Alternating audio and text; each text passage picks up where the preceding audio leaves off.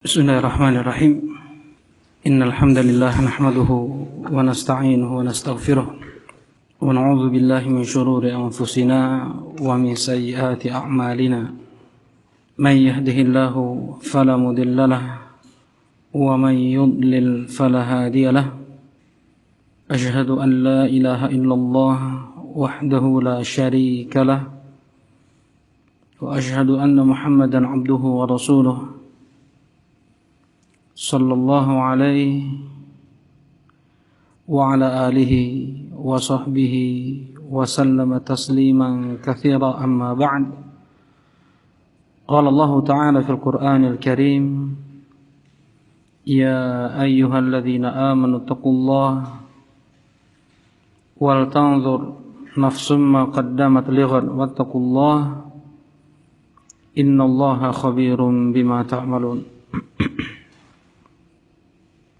Nah, alhamdulillah, kembali insyaallah kita melanjutkan kajian kitab Tarbiyatul Aulad fi Dhaw'il Kitab wa Sunnah li Syekh Abdussalam Ibn Abdullah As-Sulaimani. Kitab tentang pendidikan anak di bawah cahaya Al-Quran dan Sunnah Nabi Sallallahu Alaihi Wasallam, yang ditulis oleh Syekh Abdussalam Ibn Abdullah As-Sulaimani. Kita sampai pada bab at-tarbiyah min sinnis sabi'ah ila rabi'ati asyar, pendidikan dari usia 7 sampai 14 tahun. Nah, kita sudah baca beberapa paragraf dari bab ini, yang pendidikan anak sejak 0 sampai 7 tahun sudah dibahas sebelumnya. Yang penting setiap ayah dan ibu untuk memberikan pendidikan terbaik di usia emas ini, terkhusus hafalan. Karena di sini kata Syekh rahimahullahu taala, li khuluwi qalbihi min asyawaghil wal afkari allati yufakkiru fiha al-murahiqun. Karena anak umur 7 sampai 14 tahun hatinya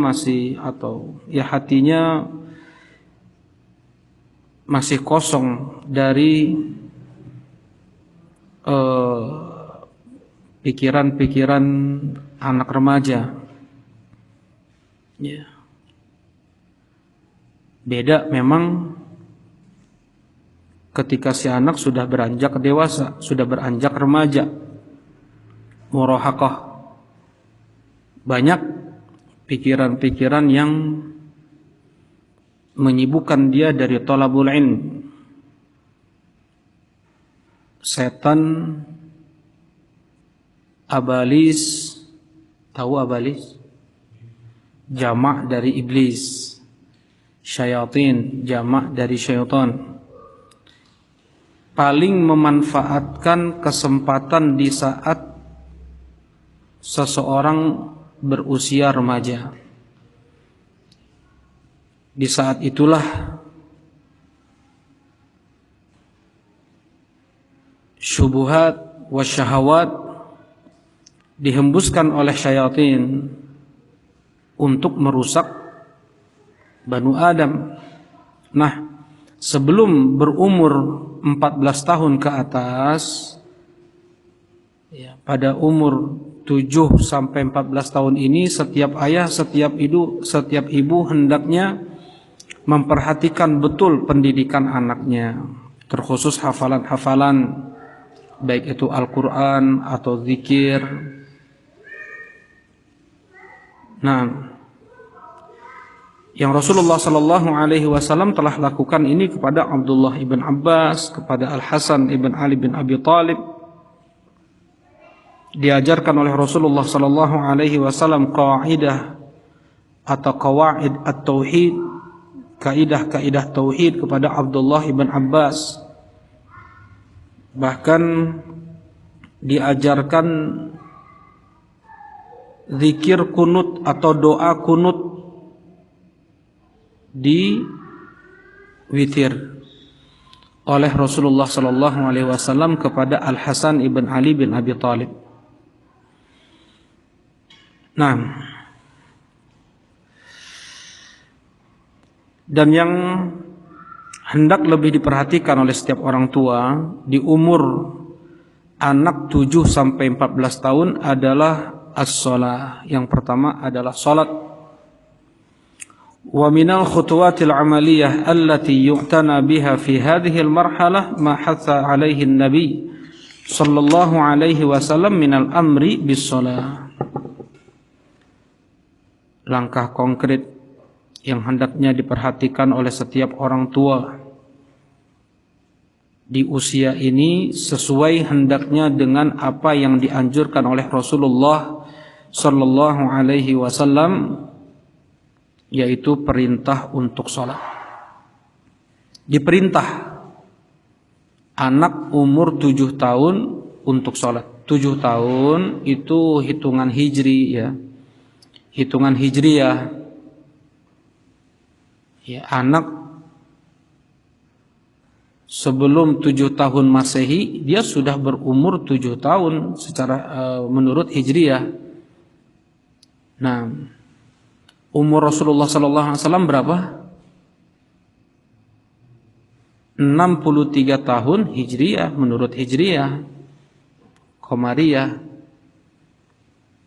Kalau menurut Masehi hitungan Syamsiyah umur Rasulullah 61 tahun.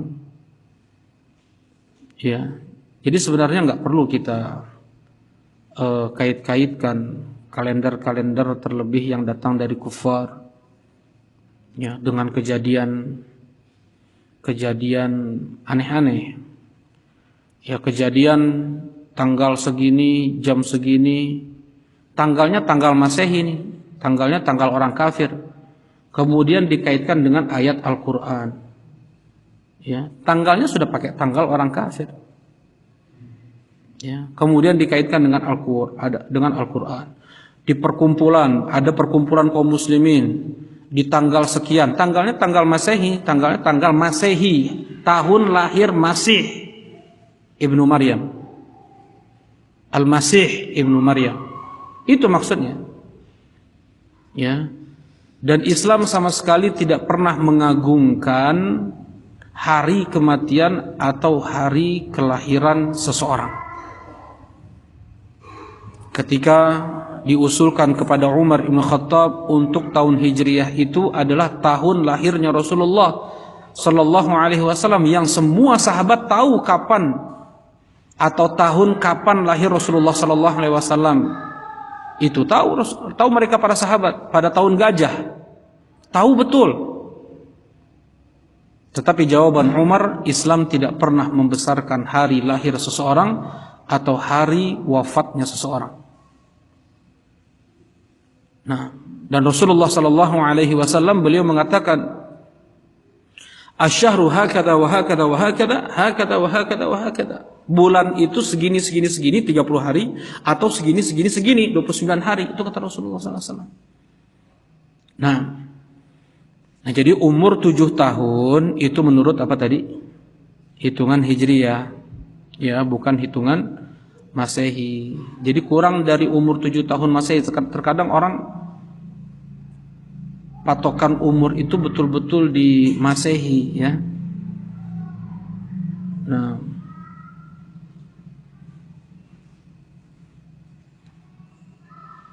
dan yang datang dari Rasulullah sallallahu alaihi wasallam adalah al-hijri. Seperti misalnya hitungan zakat. Haul, 1 haul, bukan haul Masehi, bukan, tapi haul hijri. Dia dapat uang bukan hitungannya 1 September 2 Agustus, bukan, tetapi berapa Syawal, berapa Dzulqa'dah, berapa Dzulhijjah pada tahun depannya, hitungan Hijriyah. Ya, dan termasuk dari bala yang menimpa kaum muslimin sekarang ini, mereka sendiri nggak tahu bulan-bulan hijriah itu. Nah, mereka sangat hafal bulan-bulan Masehi, tidak ada 7 detik mereka selesai nyebut 12 bulan Masehi yang disebut di sana Dewa Mart, Dewa April, Dewa Mayu, ya, Raja Juli. Dewa-dewa kufar disebut, bukan untuk diagungkan penyebutan berhala-berhala kufar itu di dalam Islam. Allah menyebut berhala-berhala musyrikin di surat An-Najm, tetapi untuk dihinakan. Afara'aitumul Lata wal Uzza wa Manata tsalitsatal ukhra, untuk dihinakan, bukan diagungkan, disebut terus, diingat terus. Nah, sekarang banyak kaum muslimin mereka tidak bisa menyebut urutan bulan-bulan hijriah. Coba Nasir.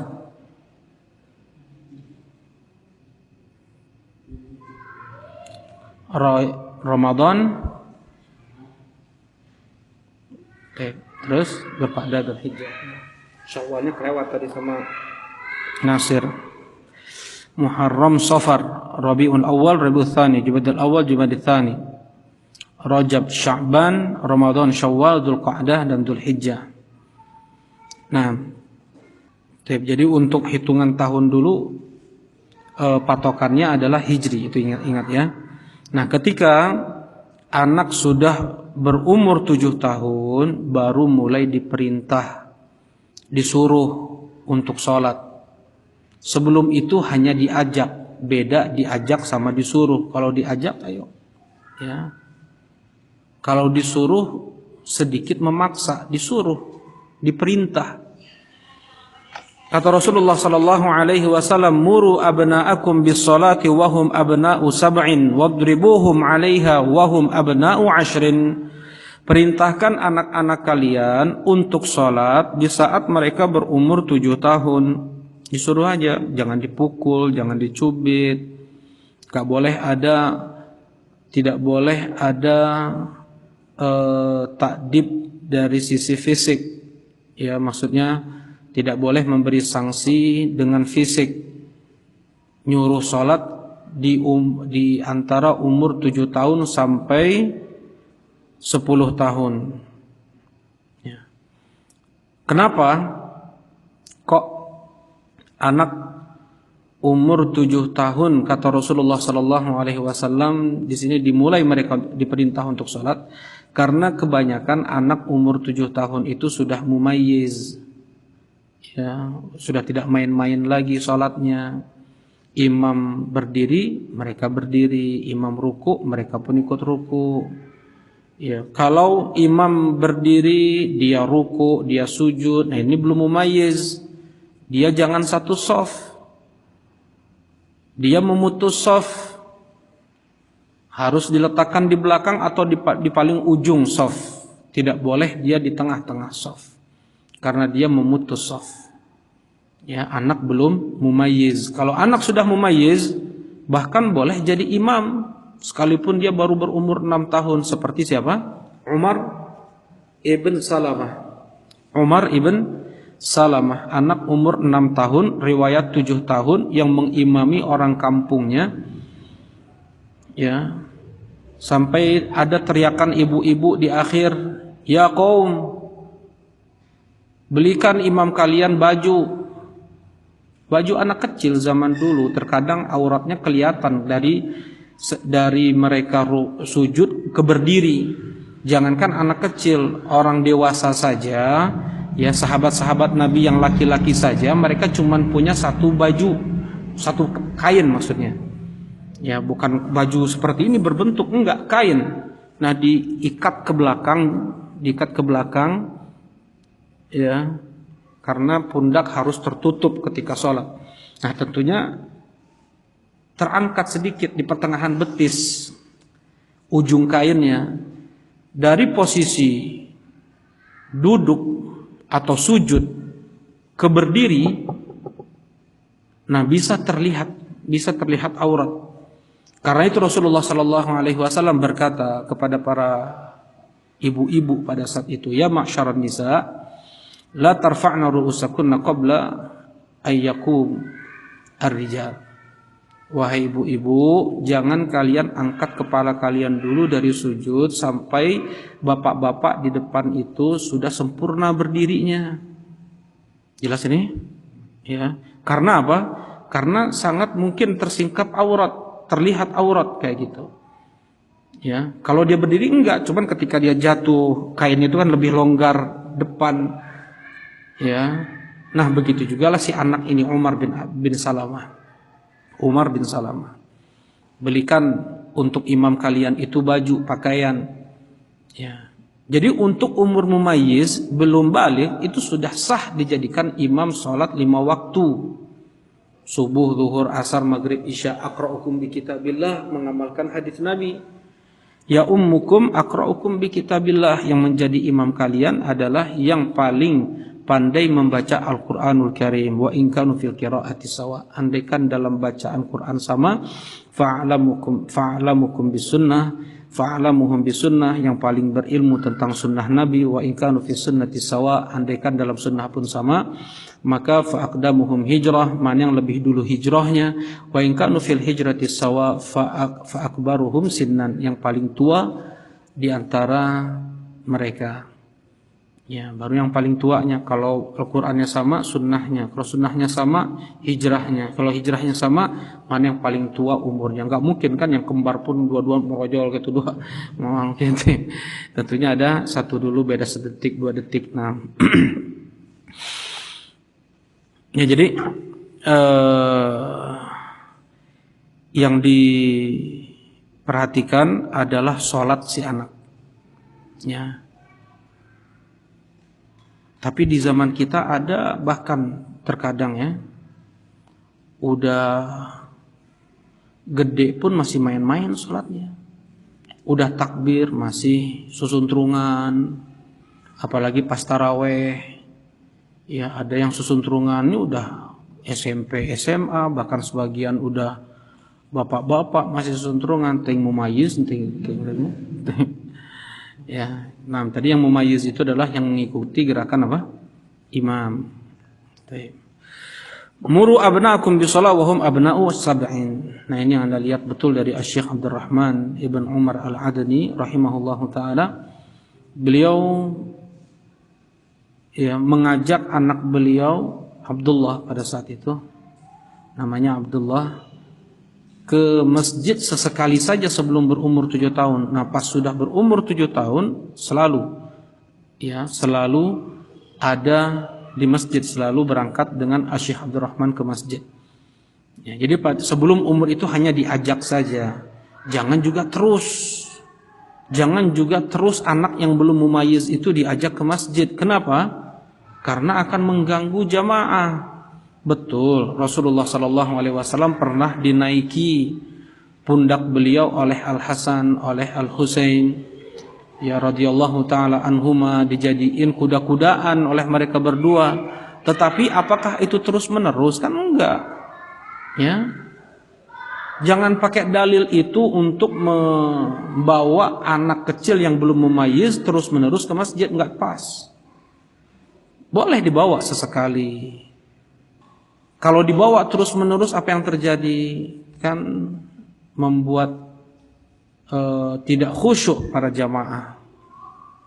Nah, teriakan ini, teriakan itu, nangis ini, nangis itu. Rasulullah SAW saja, beliau ketika sholat mau memanjangkan bacaan, terdengar suara bayi. Nah, Rasulullah SAW aja sampai beliau mengubah surat yang mau beliau baca, yang asalnya mau surat panjang dibaca jadi surat pendek.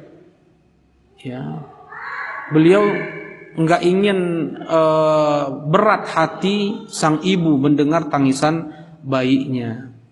Ya, intinya Rasulullah SAW pun melihat keadaan jamaah bagaimana akan terganggu dengan tangisan apa? dengan tangisan bayi. Begitu juga dengan teriakan-teriakan anak-anak, lari sana, lari sini, naik sana, naik sini, jumpalik di. Jadi intinya mohonlah maklumi oleh para orang tua, ya, oleh para ibu, ingatkan bapaknya. Para bapak hendaknya menahan diri untuk tidak terus membawa anaknya yang belum mumayyiz ke masjid. Jangan sering. Mau dibawa sesekali boleh, ya, sesekali boleh. Kalau untuk terus menerus jangan, ya, ini justru menyelisihi syariat. Nah, kenapa kok abna'u sab'in? Itu hikmahnya. Kenapa kok anak umur 7 tahun? Karena kebanyakan anak umur 7 tahun itu sudah mumayyiz. Wadribuhum 'alaiha wa hum abna'u 'ashrin, dan pukullah mereka di saat mereka umur sudah 10 tahun. Udah 10 tahun boleh dipukul. Dipukul ta'dib, bukan ta'zib, ya. Memberikan adab, mendidik, memberikan pelajaran, bukan mengazab, menyiksa. Ya, bukan menyiksa, tetapi mendidik, pukulan mendidik di tempat yang tidak, atau di tempat yang banyak dagingnya, ya, tidak sampai memar dipukulnya.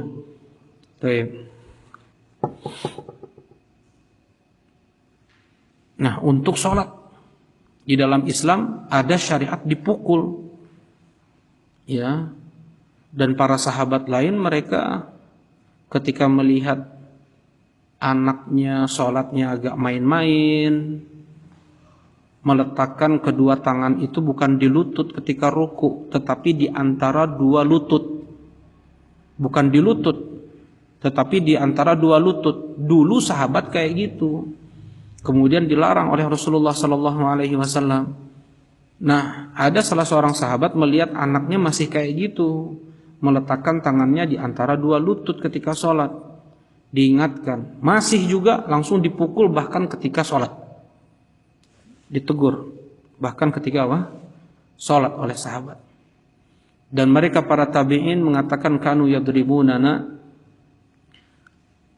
alal yamin, ya, mereka para sahabat memukul kami karena kalau kami banyak sumpah, ya, wallahi wallahi kayak gitu, itu bahkan dipukul oleh sahabat.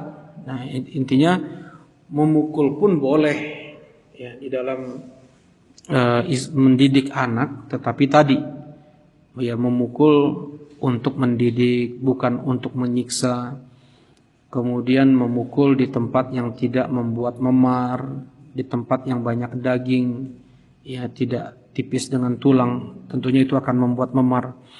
Wahum abna'u 'ashrin wa farriqu bainahum fil madaji', dan pisahkan mereka dari tempat tidur mereka. Jadi anak laki-laki dipisah sama anak perempuan di saat umur 10 tahun. 10 tahun apa tadi? Hijri, ya. Nah, itu sudah dipisah. Banyak hikmah dari hadis ini, kenapa kok harus dipisah. Terlebih dalam akhlak, dalam adab, itu sangat berpengaruh, ya, malunya mereka. Dibatasi, ya. Maksudnya seorang ibu di hadapan anak-anaknya, kemudian orang tua sang ayah melihat anak-anak perempuannya pun ada batasan juga, ya. Hanya dari betis ke atas, ya, kemudian leher, kemudian di pergelangan tangan. Nah, itu jelas disebutkan oleh para ulama-ulama fikih, tidak boleh melampaui itu. Ya, ini pun diantara bentuk pendidikan, ya. Jangan berpakaian yang enggak juga di dalam rumah ibunya, dilihat oleh anaknya, enggak baik. Baik. Wa farriqu bainahum fil madaji', yang namanya anak-anak, ya, terkadang di atas lutut celananya, jangan sampai mudah untuk terlihat oleh anak laki-laki yang lain. Ya, anak laki-laki pun dia pun tahu itu aurat walaupun itu dari ibunya atau itu adalah kakak perempuannya. Ya, sehingga dia akan mengingkari ketika dia melihat itu di luar. Dia tahu ini enggak boleh, ini maksiat, ini aurat. Tuh. Banyak hikmah. Fal wajib 'alal murabbi ay ya'mura fi hadhihi sin ibnahu bis shalah. Hendaknya bagi para pendidik, maksudnya ibunya, bapaknya, untuk memerintahkan anak di umur 7 tahun ini agar mereka salat. Wa yuraghibahu fiha, dikasih hasungan-hasungan, semangat, motivasi, anjuran-anjuran. Ya, wa yubayyin fadailaha wa fawaidaha, dan dijelaskan keutamaan salat. Ya, bagaimana membuat disiplin, bagaimana membuat seseorang itu bisa disiplin waktu, ya, disiplin dalam berpikir, nah, disiplin dalam bergaul. Baik. Wa yubayyin fadailaha, jadi dijelaskan keutamaan-keutamaan salat menurut syariat, banyak sekali. Ya, inna min sunanil huda, termasuk dari sunanil huda kata Rasulullah sallallahu alaihi wasallam. Sampai mereka para sahabat, karena mereka para sahabat, kata Abdullah bin Mas'ud, tidaklah yang meninggalkannya kecuali dia itu munafik yang meninggalkan salat berjamaah di masjid. Sampai ada di antara kami yang dia sakit, dia tetap memaksakan ke masjid sampai dipapah oleh 2 orang. Ya, dia dapat uzur, tapi mereka tahu yang sholat di rumah itu munafik, atau yang nggak sholat ke masjid itu munafik. Ya, nah, ya, disebutkan keutamaan sholat bisa menggugurkan dosa antara zuhur dan asar.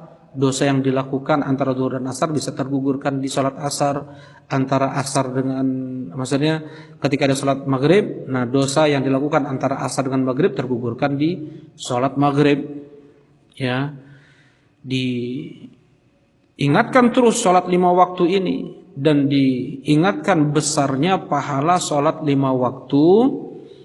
Nah, daripada sholat sunnah apapun, mau dia sholat sunnah rawatib, duha, atau qiyamul lail, jauh lebih baik, jauh lebih dicintai oleh Allah adalah sholat fardu. Kata Rasulullah sallallahu alaihi wasallam, nah, hadis apa? Hadis Utsman bin Affan radhiyallahu taala anhu tentang berwudu. Ya, sebelum sholat diajarkan juga wudu. Seseorang yang dia membasuh wajahnya, tergugurkan dosa-dosa yang dilihat oleh kedua matanya sampai tetes air terakhir. Seseorang yang dia mencuci kedua tangannya sampai siku, tergugurkan dosa-dosa yang dilakukan oleh kedua tangannya sampai tetes air terakhir. Seseorang yang dia mencuci kedua kakinya, tergugurkan dosa-dosanya sampai tetes air terakhir. Karena sebab hadis ini sebagian ulama mengatakan makruh pakai handuk setelah wudu, karena netesnya bakal kurang, membawa maksiat, membawa apa? Membawa dosa, afwan. Ya, kemudian seseorang yang dia berwudu di hari kiamat nanti, wajah dan kepalanya, kemudian tangan dan kakinya mengeluarkan cahaya. Terpilahkan mana umat Nabi Muhammad, mana selain umat Nabi Muhammad dengan wudu yang mereka amalkan ketika di dunia. Nah, disampaikan hadis-hadis tentang keutamaan wudu, keutamaan sholat. Dengan wudu saja tergugurkan tergugurkan dosa-dosanya, sehingga sujud dan rukuknya dan bacaan Qur'annya, kata Rasulullah SAW, semua itu adalah bonus untuk meninggikan derajat dia. Dosanya udah habis. Ya, ada yang nggak habis dosanya dengan wudu, baru selesai habis dosanya dengan apa? Dengan sholat yang dia kerjakan. Belum lagi langkah kakinya, yang satu bisa menggugurkan dosa, yang satu bisa meninggikan derajat.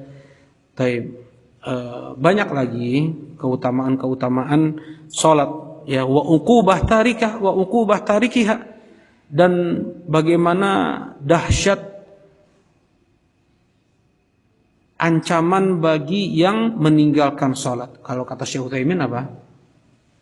Orang yang meninggalkan sholat dengan sengaja karena malas-malasan, maka dia tidak boleh kalau mati itu dimandikan, dikuburkan di kuburan kaum muslimin, dikafankan, disolatkan oleh kaum muslimin, nggak boleh. Kalau keluarganya minta nyolatin, keluarganya khain, keluarganya pengkhianat, dia mengkhianati kaum muslimin, suruh nyolatin orang kafir. Tapi apa? Dibuat lubang di tempat sampah, dibuang bangkainya di tempat sampah, dikubur tanah agar tidak terganggu kaum muslimin dari bau busuk bangkainya. Ini kata siapa? Kata Asy-Syaikh Muhammad ibn Shalih bin Utsaimin rahimahullahu taala, enggak halal seorang muslimah menikah dengan laki-laki yang enggak salat. Seseorang yang jagal nih, tukang jagal ayam kayak di pasar, sapi, domba, enggak salat, enggak halal dari orang kafir yang enggak sholat. Orang Yahudi, orang Nasrani masih halal sesembelihannya. Sesembelihan orang Yahudi, orang Nasrani halal. Kata Allah Subhanahu wa taala, wa ta'amuhum hillul lakum. Sesembelihan orang kafir, orang Yahudi, orang Nasrani halal untuk kalian, hillul lakum. Beda sama orang yang meninggalkan sholat. Ya, ini kata siapa tadi? Asy-Syaikh Ibnu Utsaimin rahimahullahu taala, Asy-Syaikh Ibnu Baz rahimahullahu taala, Asy-Syaikh Shalih bin Fauzan Al-Fauzan rahimahullah hafizallahu taala, Asy-Syaikh Muqbil Ibn Hadi, Asy-Syaikh Abdurrahman Al-Adani, banyak para ulama, Syekhul Islam Ibn Taimiyah, Ibnu Qayyim rahimahullah. Seorang yang meninggalkan salat dengan sengaja itu hukumnya kafir. Ya, hukumnya kafir. Gak ada bedanya dia dengan orang Buddha, dengan orang Hindu dan yang lainnya dalam kepengurusan jenazahnya. Ya, ini kata siapa tadi? Asy-Syaikh Ibnu Utsaimin, Asy-Syaikh Ibnu Baz, Asy-Syaikh Muqbil, Syekhul Islam Ibn Taimiyah, Al-Hafidz Ibnu Qayyim, Asy-Syaikh Abdurrahman dan para ulama lainnya banyak. Kalau masyayikh Arab Saudi kebanyakan itu. Asy-Syaikh Abdul Aziz Al-Syekh. Nah, jadi diingatkan bahaya meninggalkan sholat. Ma salakakum fi saqar? Qalu lam nakum minal musallin. Apa yang menyebabkan kalian masuk ke dalam neraka Saqar? Kami dulu enggak sholat. Kami dulu enggak sholat. Karena enggak sholat itu, kata Rasulullah SAW. Tadi para ulama tadi mana sih dalilnya? Al-ahdul ladzi bainana wa bainahumus shalah faman tarakaha faqad kafar. Perjanjian antara kita dan mereka adalah sholat. Siapa yang meninggalkannya maka dia telah kafir. Kata Rasulullah SAW, bainar rajul wasyirki wal kufri tarkus shalah. Antara seorang muslim dan kafir atau musyrik adalah meninggalkan sholat. Itu kata Rasulullah SAW. Ya, kata Rasulullah SAW, sayakunu alaikum umara ta'rifuna wa tunkirun, akan datang kepada kalian pemimpin, kalian kenali mereka dan kalian ingkari apa yang mereka perbuat. Ya, ada lagi hadis yang satu lagi mana? Yang kata para sahabat, ala nunazi'an Ammar ya Rasulullah, apakah kita tidak memberontak saja kepada pemimpin yang zalim tersebut ya Rasulullah? Qala la hatta taraw minhum kufran bawahan alaikum minallahi burhan.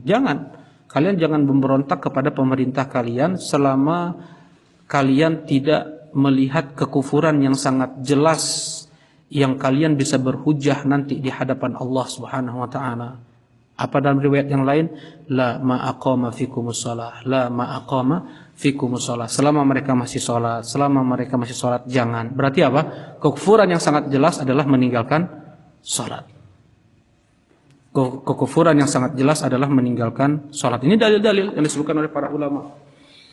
Kata Rasulullah sallallahu alaihi wasallam, hamamtu an amura rajulan ayusalliya bin nas, aku sudah berkeinginan nyuruh orang salat mengimami jamaah. Fa'antaliqu ana, kemudian aku pergi dengan beberapa orang membawa obor membakar rumah orang-orang yang tidak sholat berjamaah. Ya, sampai sholat berjamaah pun untuk laki-laki. Ya beda ya keadaannya dengan kita sekarang. Keadaan kita sekarang sedang apa? Adanya wabah pandemi ini. Ya beda hukumnya. Mudah-mudahan Allah Subhanahu wa taala segera angkat musibah yang menimpa kaum muslimin, Ya, mudah-mudahan Allah angkat virus corona ini dari negeri kita. Allahumma amin ya Rabb. Baik, fa idza tarabba ala hubbis salati wa muraqabatillah nasha'a tahiran taqiyan salihan biidznillah. Apabila si anak ini sudah dia terdidik, terbiasa dengan mencintai salat, terdidik dengan mencintai salat dan merasa terawasi oleh Allah, karena idza shalla ahadukum fa innallaha qibala wajhi. Nah, ini juga diajarkan kepada anak-anak nih. Apabila kalian salat, maka Allah ada di depan kalian. Ya. Ya, Allah ada di depan kita. Jadi merasa terawasi di setiap gerak-gerik kita, apa yang ada di dalam hati kita. Kata Rasulullah sallallahu alaihi wasallam, "Man tawaddu'a nahwa wudu'i hadza tsumma shalla rak'atain lam yahdithu fihi nafsa, ghufira lahu ma taqaddama min dzambi." Siapa yang dia berwudu seperti wuduku ini, kemudian dia sholat 2 rakaat tanpa ada bisikan hati.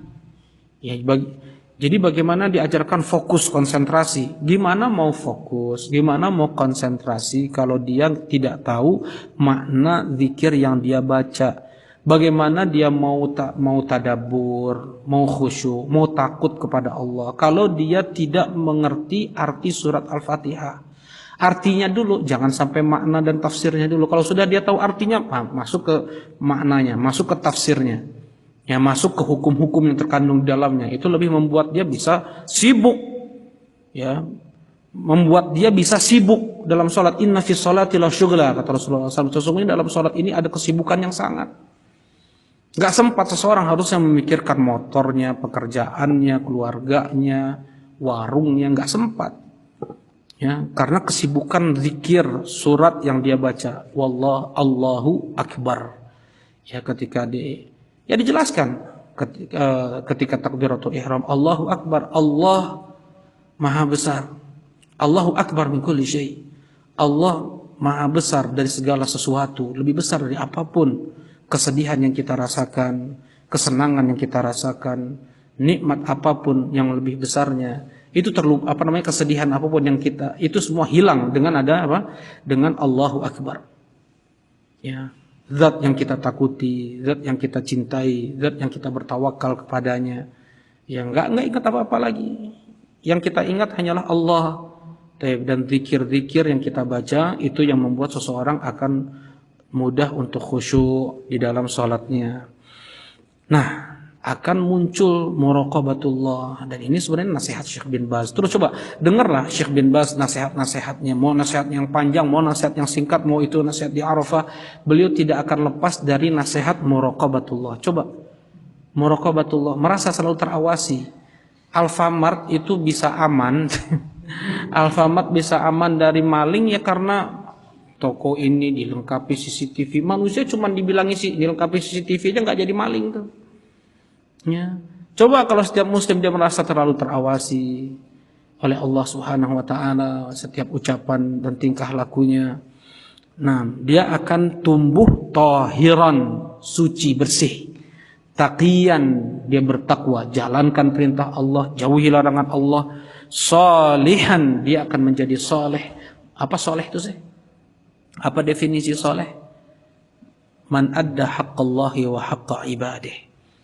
Ya, yang menunaikan hak Allah dan menunaikan hak hamba, hak orang tua dia tunaikan, hak nabi dia tunaikan, hak pemerintah dia tunaikan.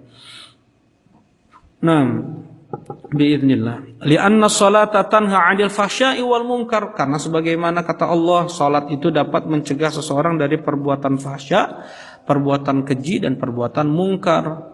Itu kalau dia ngerti salat. Ya, kalau dia ngerti salat, dia hinakan diri dia sehina-hinanya di hadapan Allah Subhanahu wa taala. Dia sujud.